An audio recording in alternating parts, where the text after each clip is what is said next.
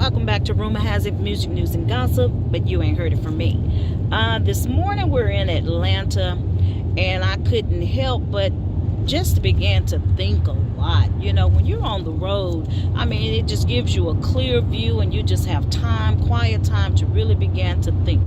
But what really hit my mind was when we passed through kind of like downtown Atlanta, and we passed through the John Lewis Freedom Parkway. I couldn't help but began to think of the Willie Lynch letter and just how, I guess, in effect, it was then and it was even now. That what makes, I guess, it necessary to even name that bridge that. It's all because of that letter that began in, like 1712. And it funneled on down until, I guess, collectively people came together. And that's the difference between the 1960s and what's going on now with us in the current 2022 and 2000. It's something out there called the Willie Lynch syndrome. And when you go back and you really look at what that is and really look at the Willie Lynch letter and begin to dissect it, it's really sad because it's so true. And we have to accept that is what is truly in effect right now. And so now that we know, it's time for us to do something a little bit different to break out of that cycle. I mean, I don't know if you really know the history behind the Willie Lynch letter. We know that there are a lot of laws that's still in effect. I mean, we want to say mostly South, but I believe it's all across the United States, that a lot of his theory and effects is still relevant this day and time. I mean, he was really on point. And if we could just take a lot of, I guess, those ideas or that concept and I guess bring it back home, we could really flourish. But back in 1712, Willie Lynch was a slave owner from the West Indies. And he was called upon from King James, who was living in Virginia at that time. He was called upon King James to come over, and I guess because he had become renowned for how prosperous he was as a slave owner and how his slaves, they wasn't revolting, they weren't fighting each other. I mean, they were fighting each other, but they wasn't fighting for freedom. They were accepting life and things just the way that they were. So as with anything, they had him to come over and, hey, come share with us. And while he was here, he noticed that, I guess it says he was riding down the road horseback, and he noticed a male hung from a tree. And the stench of that human really stuck with him. And so he began to, I guess, push to the slave owners at that time and the government leaders at that time that, I mean, it wasn't just an inhumane thing. He wasn't worried about that. But he really pushed to them the economical loss that they were taking. Because if you kill off and that's how you treat the people that's working for you, well then, I mean, you kind of jeopardize your finances because you're jeopardizing your crops. You're jeopardizing everything. You know, at that time, you know, there were a few that gathered together, and when they revolted, they burnt down plantations. I mean, they just did a lot of things, you know, out of, you know, I guess just to display or come against the bad treatment that they were receiving. So he said, hey, you don't even have to do that. You can control them without being that cruel. And he said it's a way that you got to be wise with it. And he sat them down and he just laid it out to them. if you pit them up against themselves, if you lay out all of the differences amongst the people, and if you kind of illuminate those differences, they will not only grab hold to it, but they will begin to put it in force and put it into effect. He says that if you put your thumb upon them and you teach the older generation for 1 year straight, that they will then teach the younger generations, and this concept will continue on. And I mean, that's everything that's wrong with us now. It pits from that. I mean, it's a hard thing to accept. Most Christians, we really believe in the King James Version of the Bible. And you know, that was one, I kind of understand how some people are coming with saying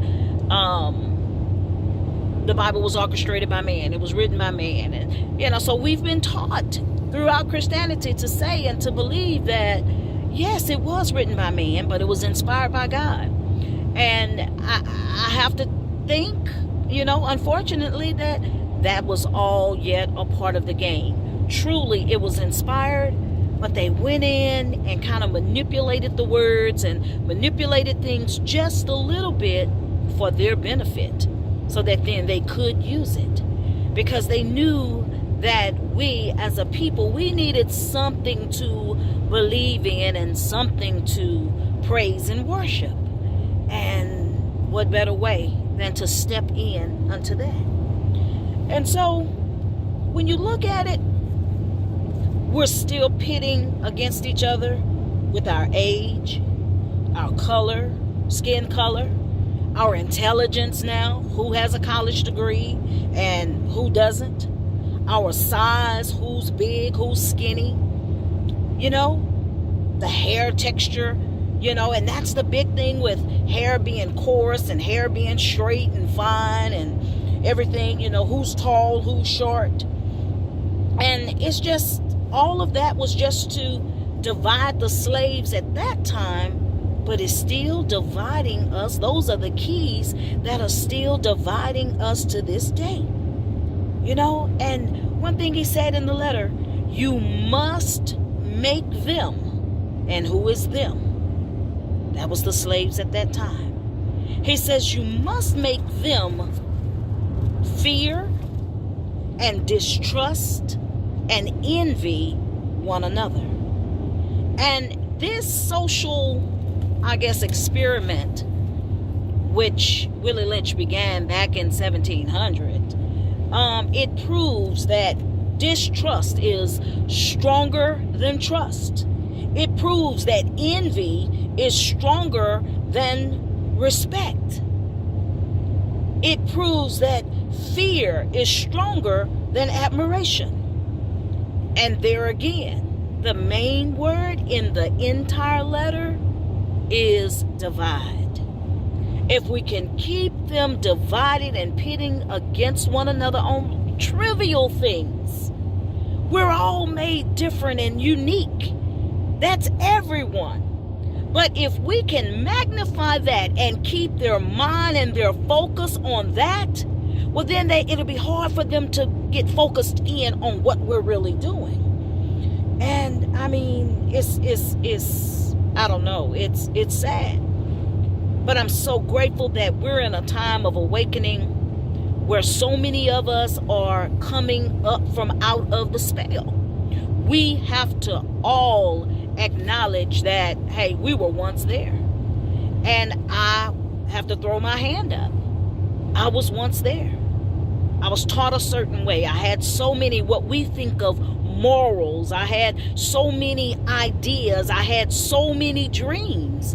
And there again, the American dream was to take us off of being collective people and to become an I individual.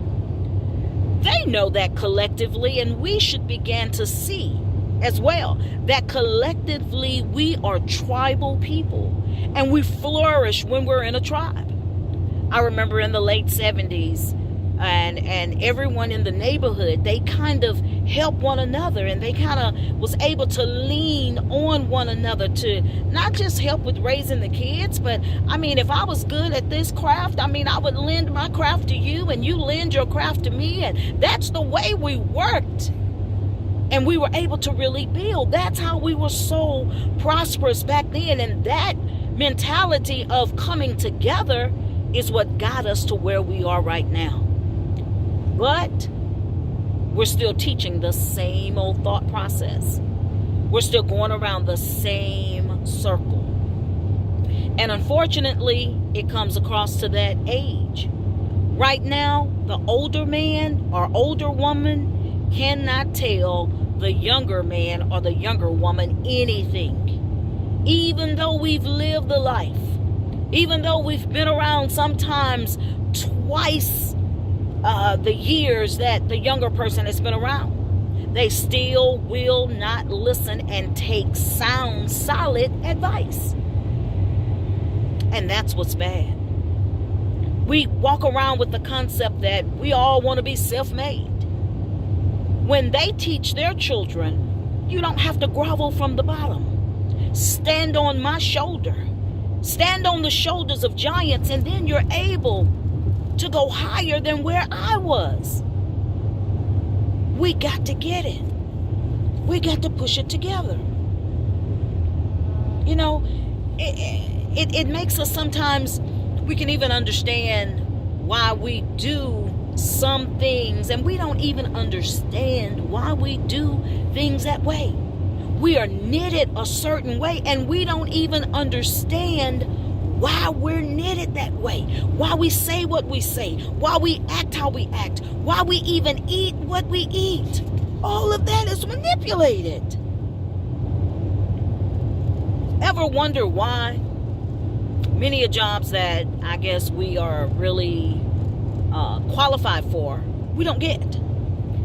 Those that we're really qualified for and that we don't get, they're using the age-old system of credit, so that now if your numbers isn't at a certain level, well, then automatically you're not qualified. It doesn't make a difference about the degree. It doesn't make a difference about your experience, because your credit score is not a certain number.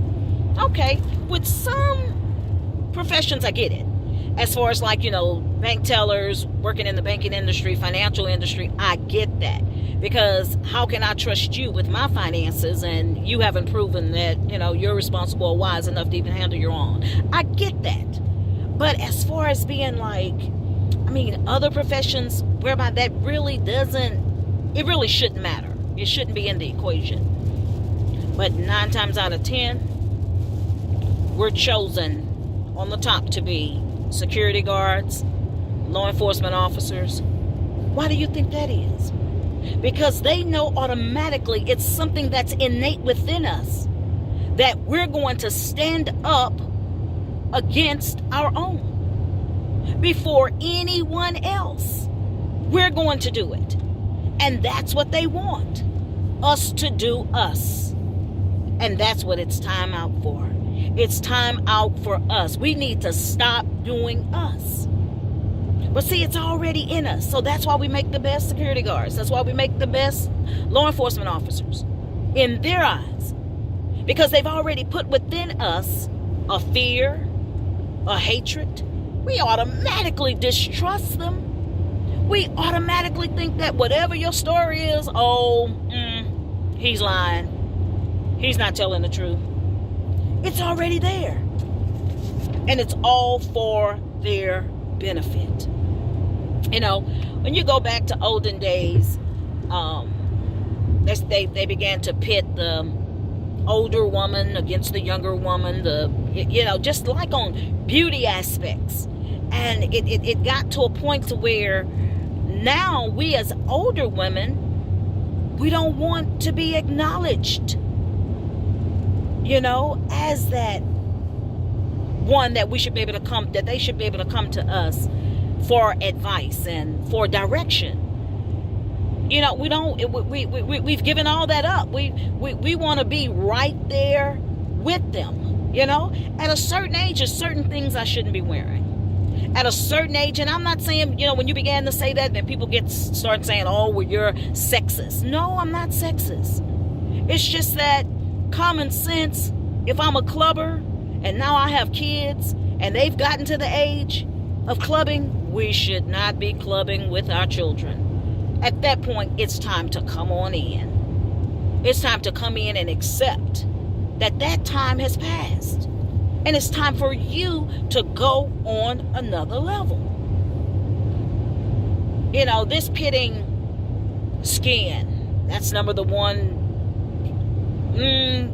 of the top 3 that the letter really speaks on pushing. The dark skin against the light skin. And, you know, Tupac to me was the best one to try to take the fire from that. Because, you know, everyone knows he says, the blacker the berry, the sweeter the juice. The darker the flesh, the deeper the root.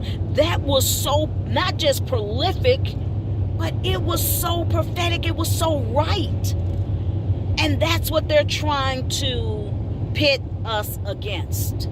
They know that the darker flesh has more of the kingship in them than the lighter flesh, because the lighter flesh has more of them in it. And so they try to pit us back and forth. And then, of course, there comes the hair and the hair ideology of course and this and that. And I mean, I'm going to show you when I make it back. I'm going to show you. It's a big thing on YouTube. It's probably been worldwide and generations that we can't grow hair. Our hair don't grow. Well, that's a lie. That is a lie. And I can prove that with my own children, with my own daughters. It's just how you take care of it. And so, of course, they're not going to teach us how to take care of our hair. They're not going to teach us that. You know, but there again, anything that you take care of and anything that you nourish, it is going to grow. If you nurture it, it's going to grow. But we've been pitted even with that to where we want to bond hair in. We want to wear wigs. I mean, they've come up with something. I mean, it's nothing new. The lace front wigs, they've been wearing it in Hollywood, I mean, forever and a day. But they've made it accessible to us now. And with that, it just destroys us. To get the image that is put before us from the music industry, from the entertainment industry and movies, in order for us to attain that look, we have to kind of destroy ourselves and go against what's natural for us. If we stay with what's natural, I mean, we will overtop beauty. But see, we've even allowed them to, I guess, not just determine, but I guess identify in us what beauty really is. And so we began to question ourselves. You know, is this pretty? Is this, you know, is that? And there again, we're just pitting